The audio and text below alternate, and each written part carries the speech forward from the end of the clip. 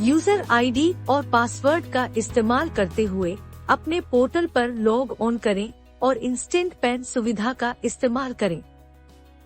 अपेक्षित विवरण और भुगतान जमा करने पर उपयोगकर्ता को पैन सेवा पोर्टल पर नेविगेट किया जाएगा। आवेदक की आधार जानकारी सावधानी पूर्वक दर्ज करें। सबमिट पर क्लिक करने के बाद प्रमाणीकरण किया जाएगा। नाम दर्ज करते समय कृपया इन महत्वपूर्ण बातों को याद रखें। आवेदक का नाम, लिंग और जन्म तिथि जैसे विवरण आधार डेटा की तरह समान होना चाहिए। आद्याक्षरों को केवल मध्य नाम में दर्ज करने की अनुमति है, लेकिन केवल तभी जब आधार कार्ड पर आद्याक्षर हैं। यह सुविधा नाबालिग पर लागू नहीं है। HUF, फर्म, कंपनियां आदि भी इस सुविधा का उपयोग नहीं कर सकते हैं। आइए उदाहरण के साथ अनुमत नामों को समझें। कृपया सही संकेतों के साथ नामों को ध्यान से देखें।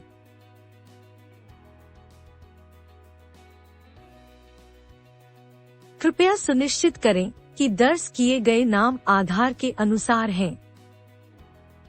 सफल प्रमाणीकरण पर उपयोगकर्ता आवेदक विवरण के लिए निर्देशित हो जाएगा।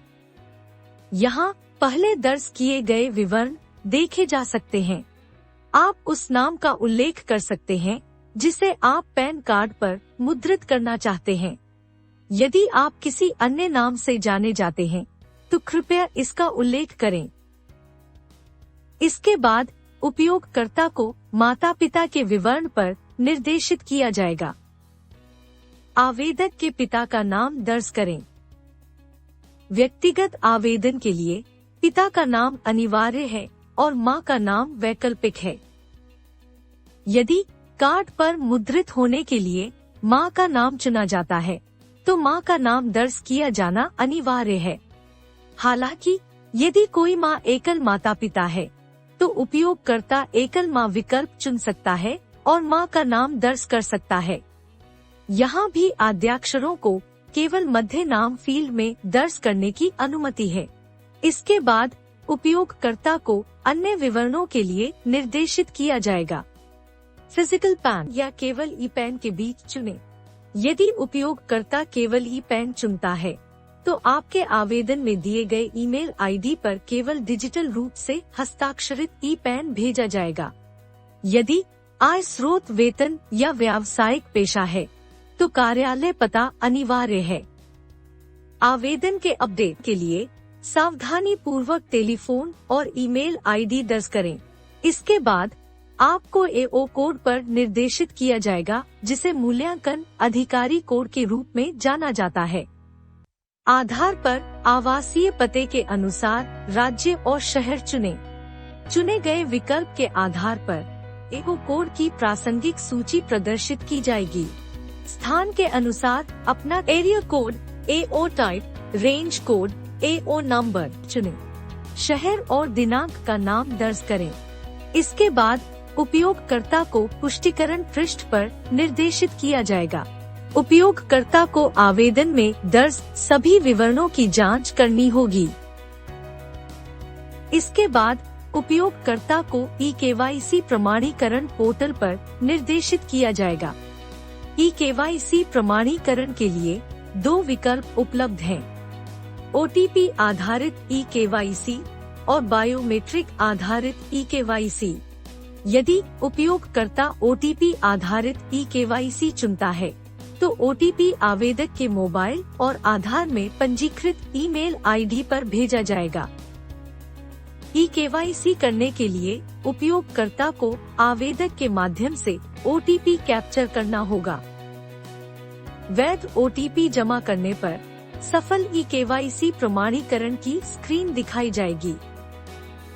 यदि उपयोगकर्ता बायोमेट्रिक आधारित eKYC चुनता है, तो उपयोगकर्ता को eKYC करने के लिए पंजीकृत बायोमेट्रिक डिवाइस के माध्यम से आवेदक के बायोमेट्रिक को कैप्चर करना होगा। उपलब्ध बायोमेट्रिक डिवाइस मोरफो, मंत्रा और प्रिसिशन हैं। इन उपकरणों को संबंधित कंपनी के RD सेवा ऐप के माध्यम से पंजीकृत किया जाना चाहिए। RD सेवा ऐप को गूगल प्ले स्टोर से डाउनलोड किया जा सकता है। यहाँ उपयोगकर्ता को डिवाइस चुनना होगा और फिंगरप्रिंट को कैप्चर करना होगा। इसके बाद सबमिट बटन पर क्लिक करें। सफल फिंगरप्रिंट कैप्चर के बाद सफल eKYC प्रमाणीकरण की स्क्रीन देखी जाएगी। eKYC प्रमाणीकरण के बाद उपयोगकर्ता को e-साइन स्क्रीन पर निर्देशित किया जाएगा। 10 अंकों की आधार संख्या दर्ज करें और आवेदक को e-साइनिंग पैन आवेदन के लिए सहमति प्रदान करने के लिए कहें। OTP आवेदक के मोबाइल नंबर और आधार के साथ पंजीकृत ईमेल ID पर भेजा जाएगा। सफल OTP वेरिफिकेशन पर उपयोगकर्ता को एक पृष्ठ दिखाई देगा। जब उपयोगकर्ता ओके क्लिक करेगा तो उपयोगकर्ता को नीचे दिए गए पृष्ठ पर TXN ID, TXN स्टेटस, पे अमाउंट एंड एक्नॉलेज नंबर मिलेगा। PDF और भुगतान रसीद नीचे दिए गए प्रारूप में आवेदक के पंजीकृत ईमेल ID पर भेजी जाएगी। उपयोगकर्ता 2 तरीकों से ट्रांजैक्शन ट्रैक कर सकते हैं। ट्रांजैक्शन स्टेटस के माध्यम से स्टेटस चेक करने के लिए request type, transaction ID and entity ID दर्ज करें। एप्लीकेशन नंबर के माध्यम से स्टेटस चेक करने के लिए एप्लीकेशन नंबर दर्ज करें। उपयोगकर्ता www.tin-nsdl.com पर भी स्थिति की जांच कर सकते हैं। उपयोगकर्ता किसी भी प्रश्न या कठिनाइयों के लिए CSC हेड ऑफिस से संपर्क कर सकते हैं।